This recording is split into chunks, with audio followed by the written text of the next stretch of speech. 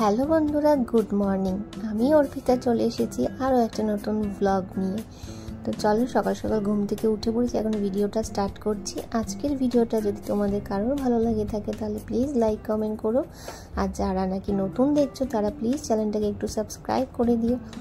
সকাল সকাল ঘুম থেকে উঠে আমি কিন্তু ব্রাশ করেছি, এখন কিন্তু আমার স্নান হয়ে গেছে। হ্যাঁ, আজকে স্নান করে ব্রাশ করছি। আর এই দেখো আমার আর আমার ছেলের খাবার, কারণ অরূপ কিন্তু খেয়ে কাজে চলে গেছে। এটা হচ্ছে আমার দুধ, আর এটা হচ্ছে ছেলের কিন্তু ছাতু। তো ও তো জানোই ছাতু খায়, ও খায়। অরূপও কিন্তু সকালবেলা ছাতু খেয়ে কিন্তু কাজে চলে গেছে। ছেলেকে ঘুম থেকে ডাকছি, আর এখন খাবারটা রেডি করে নিয়েছি, ঘুম থেকে উঠলে ওকে খাইয়ে দেবো।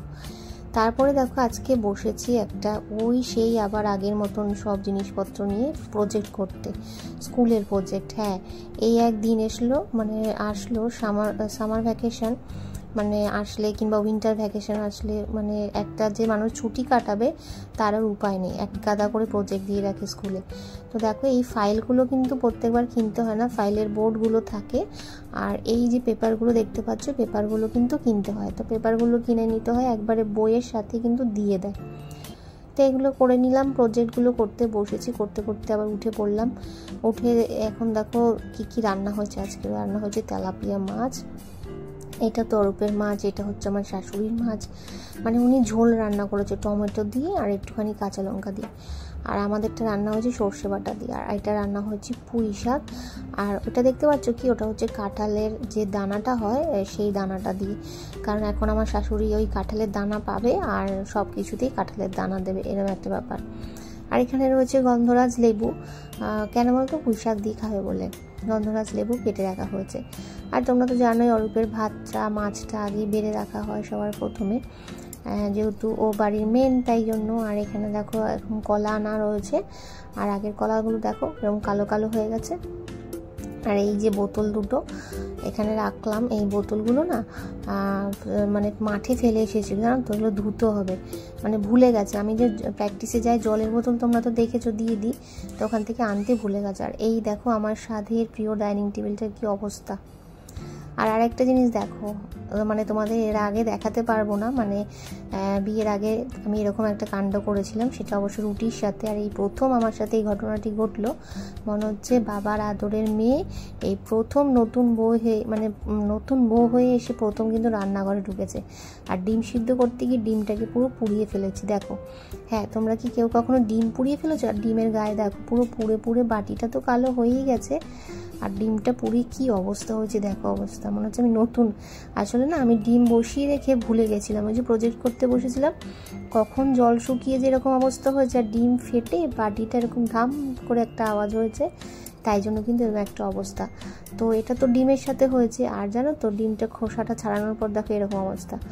আমার একবার বিয়ের আগে আমি রুটি এরকম পুড়িয়ে ফেলেছিলাম, রুটি পোড়া না, রুটিতে আগুন লাগিয়ে ফেলেছিলাম। আমি তো কিছু করতে জানতাম না, রান্না বান্না, এই এক কাণ্ড। তারপরে যাই হোক, এখন চলে আসলাম কিন্তু গ্যাস ট্যাস পরিষ্কার করবো, ওইদিকে বাসন মাজবে, এগুলো রয়েছে, এগুলো তো তোমাদের একবার দেখাই। দেখো সব রান্না তো আমাদের কমপ্লিট। আর এখানে দেখো এই যে কাঁঠালের দানা বলেছিলাম, শাশুড়ি এখানটা শুকোতে দিয়েছে, বুঝেছো, ভালো করে ধুয়ে এখানটা রোদে দিয়েছে। রোদ তো আসে না, ওই টানবে। আর ওই দেখো ওই যে অপোজিটে তোমাদের এর আগে দেখতে না কিরকম ঝুপড়ি টাইপের, এখন কিন্তু এখানে একটা বাড়ি মতন হয়েছে, দোকান ঘর হয়েছে, বাড়িও হবে পেছন সাইডটাতে, টোটাল ধরতে পারো এটা বাড়ি। তো দেখতে মোটামুটি খারাপ লাগছে। অপোজিটে রান্না করতে করতে যদি ঝোপঝাড় ঝুপড়ি নোংরা থাকে একদম ভালো লাগে না।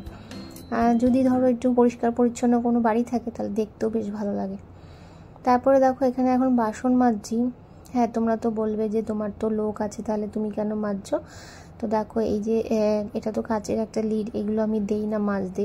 তারপরে ননস্টিকের কড়াই আমি মাজতে দেই না। কিছু কিছু জিনিস আছে আমি নিজে মাজি, কারণ ওদেরকে যতই বলা হয় যে না এটাতে ওই যে আমি একটা নেটের একটা জালি ইউজ করতে দেই, যেটা দিয়ে কালো দাগ ফাগ ভালো করে উঠে যায়। বলা তো যায় না, ওরা না কোনো সময় ধরো এগুলো তো মেজে ফেলবে, তো এগুলো তো দামি জিনিস, তো তখন যদি ইয়েটা উঠে যায় তখন কিন্তু আর কাজ দেবে না কড়াই। এর আগে আমার সব কালো ননস্টিকের সব জিনিসগুলো ওদের হাতেই নষ্ট হয়ে গেছে। হ্যাঁ, ওরা ওরকম বললেও শোনে না যে এই জিনিসগুলো, ননস্টিকের জিনিসগুলোতে একদম আলতো করে একটা নরম একটা স্কচ ব্রাইট দিয়ে মাজতে হয়। তো ওরা অত বুঝতে পারে না, তারা ওর চোটে করে যায়। আর কিছু বাসন তো আমাকে মাজতে হবেই, কারণ উনি আসে সকালবেলা, আর সারাদিনের বাসন যদি রেখে দিই তাহলেই হয়েছে। আর জানো তো, কেউ যখন আসে 1-2 মাস ঠিকঠাক করে তারপরেই তার হয়ে যায়, মানে এত বাসন অত বাসন, তারপর ধরো কাজ ঠিকঠাক করলো না এরকম বলতে থাকে। তা সারাদিনের বাসন তো জমাতে পারবো না, তাই সব কিছু মেজে রাখতে হয়। ওই বিকেল থেকে যতটুকু হয় কিংবা সন্ধ্যের থেকে যতটুকু হয় আমি কিন্তু রেখে দিই, সেটাকেই মাজে আর পরিষ্কার করে। আর বোতলগুলো এখন ধুয়ে নেবো, এগুলো একদম বিরক্তিকর কাজ আমার এই বোতল ধোয়া। তোমাদের কার কার এরকম বোতল ধুতে বিরক্ত লাগে বলো তো? আর শাশুড়িকে দেখতে পাচ্ছ এখন ভাত খাবে, মানে উনি ওনার খাবারটা বেড়ে নেয়। হ্যাঁ, ওনাকে বেড়ে দিতে হয় না, উনি নিজেরটা নিজে বেড়ে নিয়ে খেয়ে নেয় কিন্তু নিজের মতন করে। আর দেখো আমি এখানে পাশে বোতলটা ধুচ্ছি, কারণ মাঠে একটা দিন পুরো পড়েছিল, তারপরের দিন গিয়ে মাঠ থেকে নিয়ে এসছে। আবার যেহেতু কালকে প্র্যাকটিসে যাবে তাই জন্য আমি আগে থেকে কিন্তু ধুয়ে রাখছি, কারণ প্র্যাকটিসে যাওয়ার সময় ওই সকাল সকাল বোতল ধুতে ঘুমের চোখে উঠে আমার একদম ভালো লাগবে না। আর ছেলের সাথেও কথা বলছিলাম, ছেলেকে বলছিলাম যে আরও বোতলগুলো যেগুলো খালি আছে দিয়ে যা, আমি ভরে রাখি। আর ছেলেকেও আগে না বোতল ভরতে দিতাম, জানো তো কি হয়েছে, অ্যাকোয়াগার্ডটা না এখানটা কোনো কারণে ও তো অতটা হাত পায় না, কোনো কারণে হয়তো ধরে মানে চাপ ঠাপ লেগে জল পড়তে থাকে, তাই জন্য ওকে আর এখন বোতল ভরতে দেই না, আমরা নিজেরাই ভরে নিই। আর ও তো বোতল ভরতে একদম মানে জলের বোতলে জল ভরতে একদম পছন্দ করে না, ওরা একদম বিরক্ত লাগে। তারপরে দেখো এই জায়গাটা, এই কলটা মাজছি। আজকে দেখেছো তোমরা কী দিয়ে রান্না হয়েছিল? তেলাপিয়া মাছটা সর্ষে বাটা। হ্যাঁ, তো শাশুড়ির একটু হ্যাবিট খারাপ, কি মানে কোনো কিছু ধরে হাতটা না ধুয়ে আবার অন্য কিছুতে টাচ করে ফেলে, তো ওই সর্ষেগুলো এখানে লেগেছিল, মানে সর্ষে বাটতে গিয়ে যেটা ছিল সেটা এখানে লাগিয়ে ফেলেছি, সেটাকেই পরিষ্কার করলাম। আর এখানে চলে এসেছি, এখন টাওয়াল পাচ্ছি, ছেলেকে আবার ওই ফেসিয়াল করে দেবো। তো চলো এখন খাওয়া দাওয়া তো আমাদের হয়ে গেছে, তো অরূপ খাচ্ছে, আমার খাওয়া হয়ে গেছে, ছেলেরও খাওয়া হয়ে গেছে। আর আমি এখন খেতে বসেছি আমের চাটনি, যেটা আমার ভীষণ ভালো লাগে। তো এখানে 2টো আম নিয়ে নিয়েছি, আর চাটনিটা না বেশি করে রাখা হয়েছে, রোজ দিন চাটনি করা হয় না, তারপরে তাই জন্য কিন্তু বেশি করে রাখা। আর আমি রোজ একটু করে খাই, আর আমাদের শাশুড়ি মাঝে সাঝে খায়, আর আমাদের বাড়িতে অরূপ আর ছেলে একদম চাটনি খেতে পছন্দ করে না, আর ছেলে তো একদম খাবেই না, আর অরূপ খুব কম চাটনি খায়। আর আমের চাটনিটাও পছন্দ করে না, ওরা ফ্রুট চাটনিটা পছন্দ করে। আচ্ছা, তোমাদের কার কার কোন চাটনি ভালো লাগে কমেন্ট বক্সে কিন্তু জানিও। আমার তো আমের চাটনি সব থেকে প্রিয়, ভালো লাগে। মোটামুটি চাটনি খেতে আমার সবই ভালো লাগে, কিন্তু আমের চাটনিটা সব থেকে বেশি প্রিয়। টক লাগছিল কিন্তু খেতেও কিন্তু বেশ দারুণ লাগছিল। তারপরে খাওয়া দাওয়া করে নিয়েছি, এখন আর রেস্ট করিনি, কারণ ছেলে যাবে পড়তে, আর ওর উপর আবার কাজে বেরিয়ে যাবে। তো আমাকে ওরা বলে যে যেতে, কারণ ওদেরকে ছেড়ে দিয়ে তারপরে কিন্তু আমি এবার স্কুটিটা নিয়ে বাড়ি চলে আসবো। এখন এই দুপুরবেলার টাইমটা মানে টোটো পাওয়া যায় না, আর ছেলে না হেঁটে যেতে চায় না, যে হেঁটে পড়তে যাবে, তাই জন্য আমাকে ওদের সঙ্গে যেতে হয়।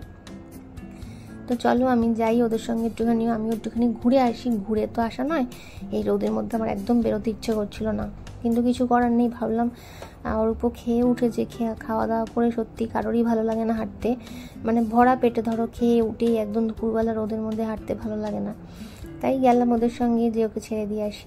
আর ওই যে অরূপ এখন কাজে চলে যাচ্ছে, টাটা করছে। আর চলো আমিও এখন ছেলেকে পড়তে দিয়ে আসি। আনার সময় অবশ্য যদি অরূপের কাজ হয়ে যায় তো আনতে যাবে, তা নাহলে আমি আনতে যাব, যে কোনো একজন আনতে যাবে, কিন্তু অরূপই আনতে গেছিলো, আমার আর আনতে যেতে হয়নি। আমি ফোন করেছিলাম বিকেলবেলা, তখন বললো না আমি আসার সময় কাজ থেকে ফেরার সময় নিয়ে আসবো একেবারে। চলো ওকে এখন দিয়ে আসি আগে, বাড়ি গিয়ে কিন্তু তারপর আমি একটু ঘুমোবো, কারণ একটুখানি রেস্ট না করলে আমার শরীরটা কিন্তু খারাপ হয়ে যায়, ঘুম থেকে উঠে আবার বিকেলবেলা দেখা হবে। তো গুড ইভিনিং সবাইকে। দেখো ঘুম থেকে উঠে পড়েছি, ফ্রেশ হয়ে নিয়েছি, আর এখন শাশুড়ি একটা আম কেটে দিয়েছে, আমটা খাবো এখন, পাকা আম খেতেও তো ভীষণ ভালো লাগে, তাই না বলো? মানে আম জিনিসটা এত ভালো, কাঁচা পাকা সবই কিন্তু ভালো লাগে। আর কার আম খেতে ভালো লাগে কেন বলো তো জিজ্ঞেস করছি, সবারই ভালো লাগে, কিন্তু আমার ছেলে খায় না একদম আম, মানে পাকা আমও খাবে না, একদম পছন্দ করে না। কত বাচ্চা আছে না আম খায়, আর আমাকে দেখো বাচ্চাদের মতন আমি আটিটা নিয়ে বসেছি, আটি খেতেও কিন্তু ভীষণ ভালো লাগে, মানে আটিটা খাবো বেশ চেটে। আর আমার না ওই চুষে যেই আমগুলো খায় না সেগুলোও কিন্তু ভালো লাগে, যদি এখন পাওয়া যায় কিনা জানি না, এখন তো কত ধরনের আম পেরিয়ে গেছে। তো আমটাম খাওয়া হয়ে গেছে, এখন হচ্ছে সন্ধ্যেবেলা, মানে অনেকটাই রাত হয়ে গেছে, এখন এসেছি ছাদের গাছে জল দেবো। তোমরা আমার মতন কারা কিন্তু রাতে গাছে জল দাও, আর রাতে কি গাছে জল দেওয়া ভালো। আর এই দেখো আমার স্ট্রবেরি গাছটা, আর এখান দিয়ে দেখো এটা না অনেকটা ডাল লম্বা মতন, এটাকে কী একটা জানি বলে, রান্নার না কী একটা বলে, আমি ঠিক জানি না। একদিন ভিডিওতে দেখছিলাম ফোনেই, কি একটা বলে, এরকম লম্বা করে বেরিয়েছে। এগুলোকে কেটে দিতে হয় কি না আমি জানি না। আর কি সুন্দর হাওয়া দিচ্ছে, আমিও বসে আছি, সুন্দর হাওয়া দিচ্ছে। চলো আজকের মতন ভিডিওটা এখানে এন্ড করছি। যদি ভালো লেগে থাকে তাহলে লাইক করে দিও। Tata, good night.